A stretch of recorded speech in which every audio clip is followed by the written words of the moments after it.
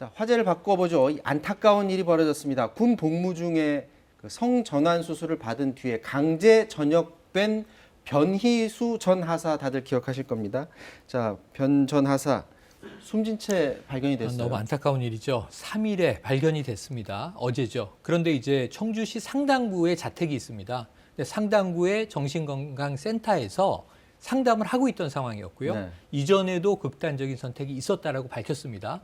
그런데 지난달 28일, 2월 마지막 날이죠. 28일 이후에는 연락이 닿지 않았다는 거예요. 그래서 3월 3일에 이 119에다가 신고를 합니다. 확인해달라. 네. 무슨 일이 있을 수 있다. 그런데 정말로 이 소방관, 응급대가 출동해서 들어가 보니 사망한 채 발견이 된 거예요. 그런데 문제는 사망한 지 수일 지난 것으로 보여지면서 지금 일단은 사망 경위에 대한 조사에 들어가 있습니다.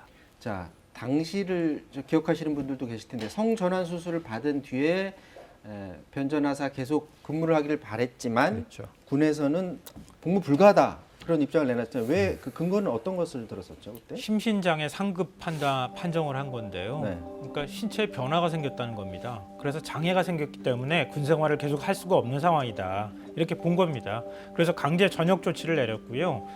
변호사는 여기에 대해서 그 인사 소청을 신청했는데 그것도 역시 기각되니까 작년에 8월에 행정소송까지 제기를 한 상황이고 그 소송이 진행 중인 상황에서 이런 선택을 하게 된 겁니다. 자, 지난해 1월입니다. 강제 전역 당시에 변희수 전 하사가 입장을 내놨었는데요. 당시 모습 잠깐 보고 오도록 하겠습니다.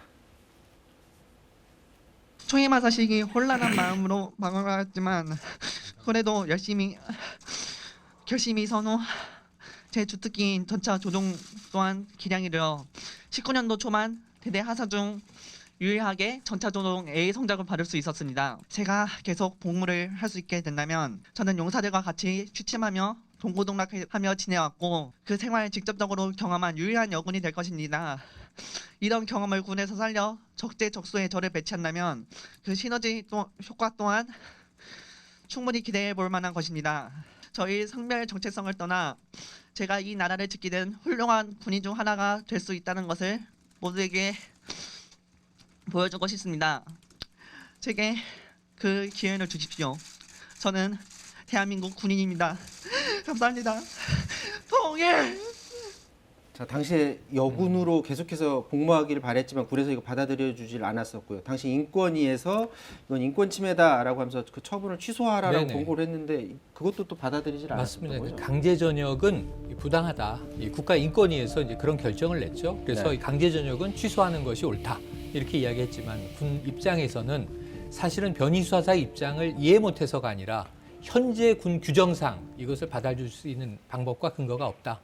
앞으로 이러한 것들이 개정되기를 바란다는 이 좀 전향적인 입장도 냈어요. 그런데 문제는 이제 전전 하사는 결국은 다시 자신의 직장으로 돌아갈 수가 없게 됐던 거죠. 당시 해외 언론, 그러니까 BBC 포함해서 변 전 하사를 그녀라고 이제 표현을 하기도 네. 했었고요. 당시 우리 군의 판단에 대한 어떤 비판의 기사를 쓰곤 했었는데 다른 나라 사례들이 지금 어떻습니까? 지금 허용하는 추세인가요? 그 다른 나라의 경우에는 허용하는 나라들이 꽤 많이 있습니다. 네. 완전 허용하는 나라가 이제 한 20개국 정도가 되고요. 네. 미국 같은 경우에는 사실 허용했다가 금지했다 이걸 지금 계속 반복하고 있는 상황인데 네. 이번에 바이든 대통령이 취임한 이후에 다시 허용을 했기 때문에 지금 21개국이 완전하게 허용을 하는 나라다 이렇게 생각하시면 될 것 같습니다.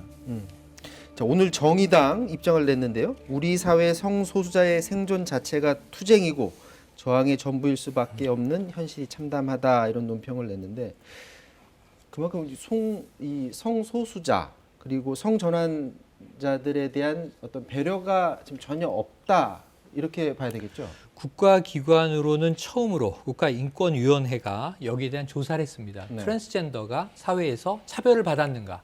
65% 이상이 차별을 받았다.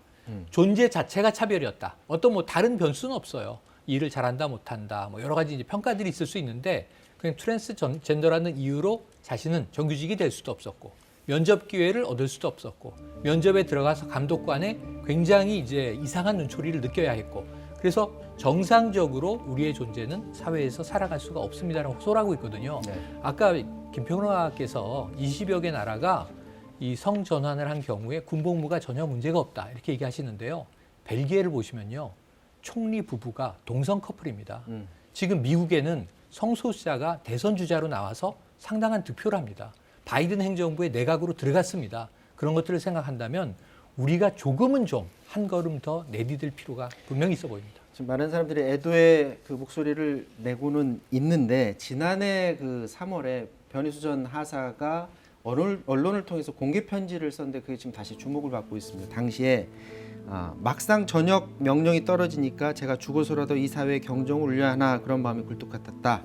하지만 죽지 맙시다. 꼭 살아남아서 이 사회가 바뀌는 것을 보면 좋겠다라는 그런 마음을 전했었는데 결국에는 그런 모습을 보지 못하고 죽고 말았는데요. 지금 국방부 입장이 궁금한. 국방부가 애도의 뜻을 밝히기는 했는데 네. 이 성전환 소수자에 대한 어떤 변화, 처우에 대한 변화 이런 거에 대해서는 논의한 바가 없다라는 입장도 같이 밝혔나 봐요. 네, 그렇습니다. 성전환자 군복무 제도 개선은 우리 내부적으로 논의한 바가 전혀 없다. 앞으로도 네. 그럴 뜻이 없다. 이렇게 지금 입장을 밝힌 겁니다. 뭐 단순히 성전환자에 관한 문제라기보다는요, 성소수자 문제를 우리 사회가 어떻게 바라볼 것이냐 이런 문제인 것 같아요. 아까 이제 영국 BBC 방송은 잠깐 언급을 하셨지만 외국 언론에서 한국 사회가 얼마나 보수적으로 보이는지 이것도 우리가 한번 좀 돌아볼 필요가 있어 보이고요. 군복무를 하는 데 있어서 성이 필요한 건 아니잖아요. 능력이 필요한 거지. 근데 왜 능력을 안 보고 성을 보느냐. 지금 여군도 군에 가고 남자들도 군에 가잖아요. 여성들도 군에 가고.